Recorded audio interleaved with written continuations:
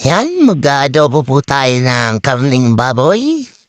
Yan, at saka meron tayo diyang talong na bilog. Isasapaw po natin yan sa baning.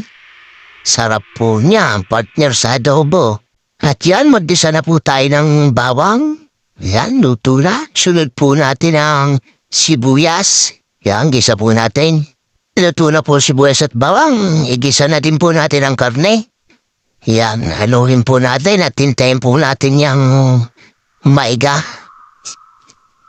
Habang hinihintay po natin yung maiga, tayo po'y magsaing muna ng ating kanin.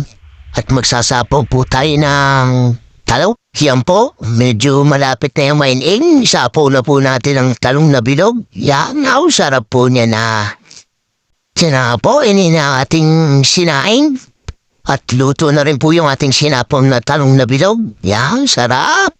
Yan, na po. Lagyan na po natin ng paminta. Tapos lagyan po natin ng toyo.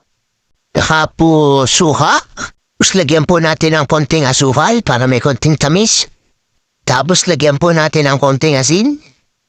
At konting bechin po. Tapos yan, medyo na po. Luto na po yan. Sarap pa. At ito na nga po ang ating adobong baboy tsaka sinapong na talong na bilog na mayroon tayong bagong at suka na may sili. Ang sarap pa, kain na po tayo.